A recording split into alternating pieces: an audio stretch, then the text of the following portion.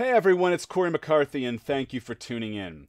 There was quite the interest for me to do a video regarding my changes in perspective and blackpilling, so here it is.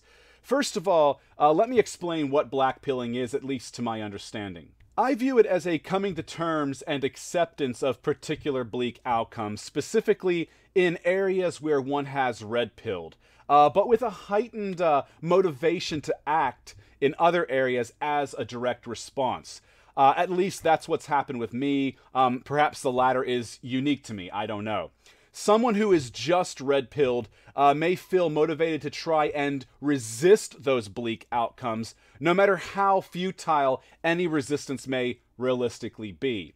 Blackpilling to me is about resigning to what you cannot change, no matter how depressing that may be, and focusing your energies instead on what you can.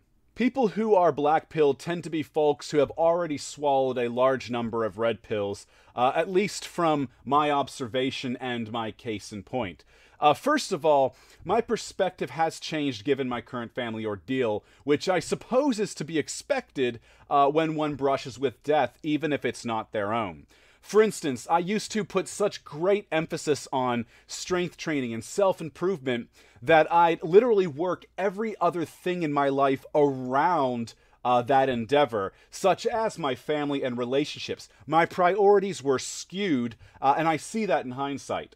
I wanted to be strong, but I lost sight, at least a bit, of ultimately who I should be strong for in the first place. Those that I love and care about, and yes, myself. But I used to take it to such an almost egotistical level. Let's put it that way. There were times in the past where I would leave a significant other alone who was going through a rough time so that I could go to the gym for a couple of hours on schedule, instead of being there for them uninterrupted when they needed me most.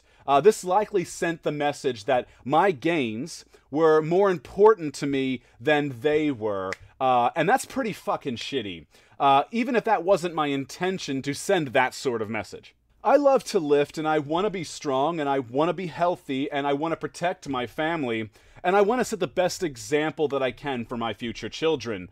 But I also want to ensure balance. The gym must work around my family, not the other way around. Now, that doesn't mean that I don't train my ass off when I'm in the gym or that I'm skipping sessions, but if there is a family commitment, for instance, I'll either get a session done at a different time in a given day or the next day. More flexibility, less rigidity. The gym will be there tomorrow. Those close to me may not. Over the last month, I've come to realize that family is one of the most important things in my life. Everything else, even financial success, comes second, third, fourth, fifth, etc. Or maybe even not at all. A lot of shit doesn't even really matter in the scheme of things. This is not to say that some other things don't have importance in life. Finances, for instance, can support oneself and family, but they should never, ever replace your family in importance. Your family is your foundation. Your family is where you begin and where you end. I think people are more miserable today in general due to misplaced priorities, and that's in large part due to the anti-family, anti-tradition, pro-globalist media and establishment that continues to brainwash the masses and shape them into little materialistic consumer machines. People who hide behind their mobile devices instead of actually interacting with others and forming meaningful connections. Who fear responsibility and commitment and prefer novelty and instant gratification, who avoid challenges and prefer to glide through life, learning nothing and never growing, like adult children. People think fame, attention, and fortune will make them happy and give their lives meaning or purpose. They have become narcissistic, self-obsessed, and self-absorbed. They have become vapid, vacuous, and empty. And I believe this is one major factor in why we are seeing a meteoric rise in depression today. Things like fame, attention, and fortune They promise a happiness that simply never manifests, or if it does, it is fleeting. And old problems either remain or get compounded or become replaced by new problems equal or worse.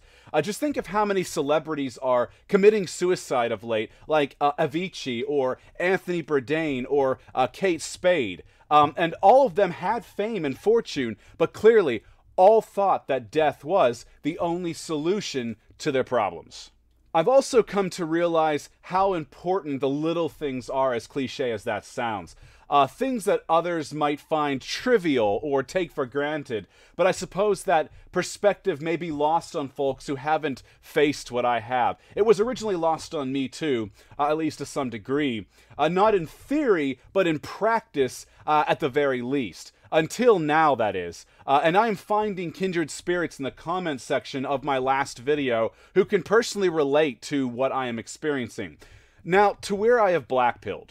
I have come to realize that constantly fighting the social and political tide that is destroying the West is rather futile. It feels like trying to put out a raging forest fire with a cheap squirt gun, and I have better places, in my opinion, to be channeling my time and energies.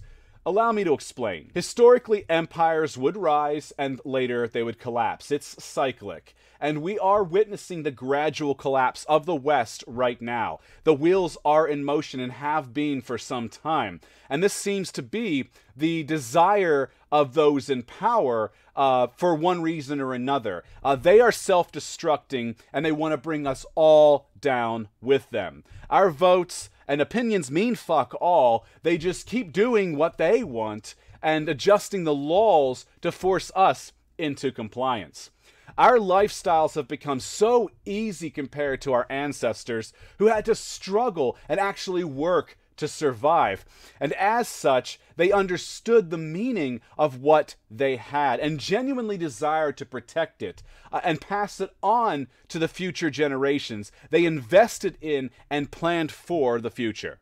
Many people today don't even recognize the myriad threats that are surrounding them, and they likely won't until something directly affects their personal lives in some manner, such as their children becoming the victims of a grooming gang, not someone else's.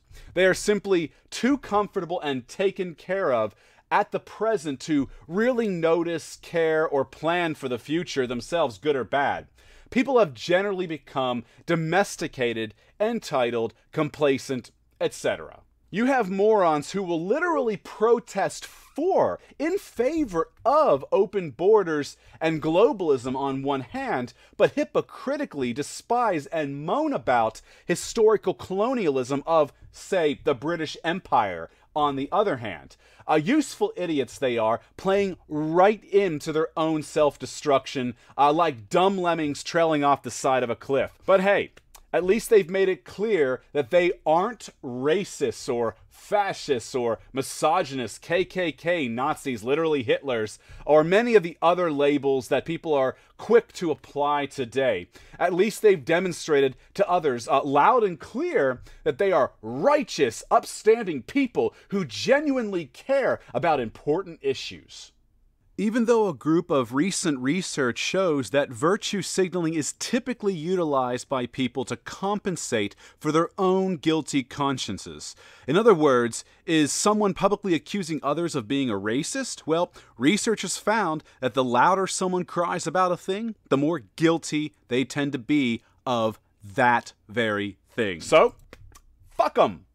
Let them and their children, if they even have any, and their children's children, etc., drown in the sea of piss and shit that they've allowed to accumulate around themselves.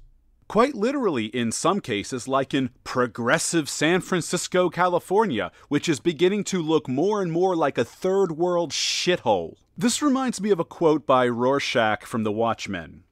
"This city is afraid of me. I have seen its true face. The streets are extended gutters, and the gutters are full of blood, and when the drains finally scab over, all the vermin will drown. The accumulated filth of all their sex and murder will foam up about their waists, and all the whores and politicians will look up and shout, 'Save us,' and I'll look down and whisper, 'No.'" A collapse is inevitable on our current path. Henry Cooper, the former director of the U.S. Strategic Defense Initiative, once testified under oath that an EMP attack, for instance, could shut down the U.S. electric power grid for an indefinite period, leading to the death, within a year, of up to 90% of all Americans. The population of the U.S. as of 2017 was 325.7 million. If 90% of that figure were to die off within a year, it would reduce the U.S. population to 32.57 million. In other words, 293.13 million people would perish within 365 days. Of course, that would be the result of a sudden electromagnetic pulse attack causing an indefinite collapse of the power grid. A full societal collapse, on the other hand, would be conceivably worse in outcome and likely more gradual and even cruel in how it plays out. But in either case, there would be a lot of parallels, especially in the monumental mortality rate. My advice to you, focus your energies on family and bettering yourself.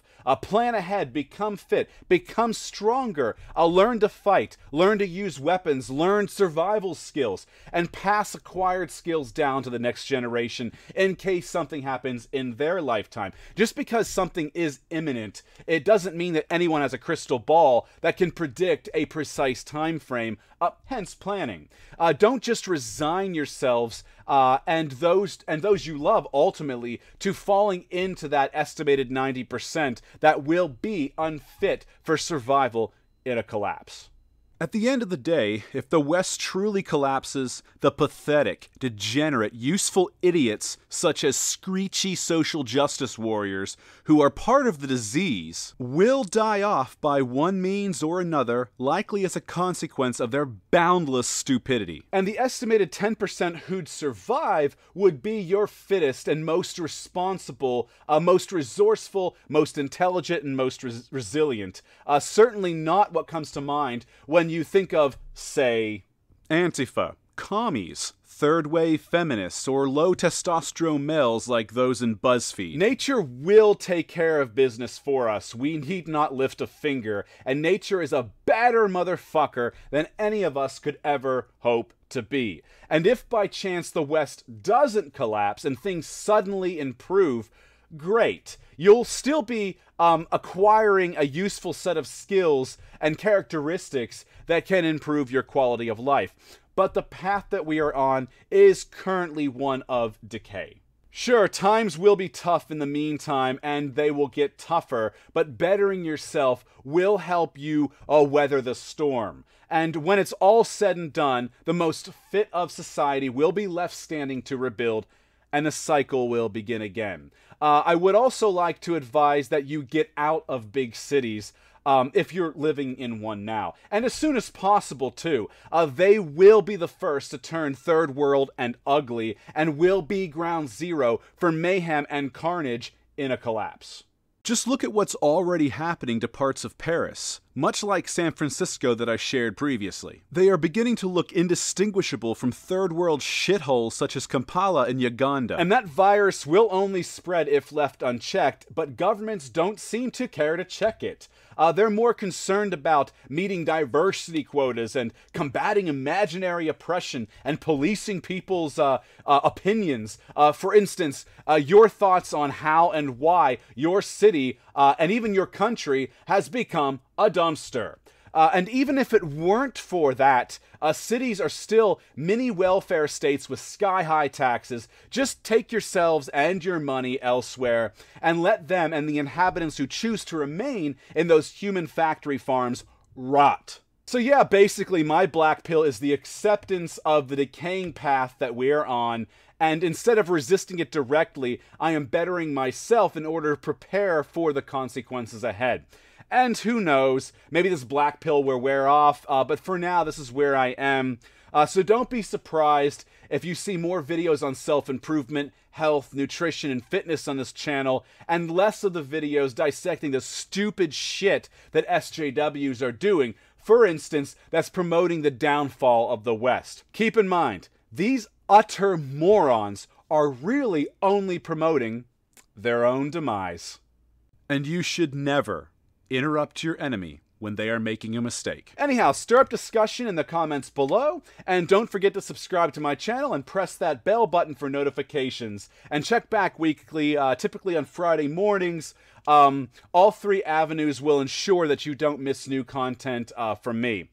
With that, I want to thank you all for watching, and I'll see you all in the next video.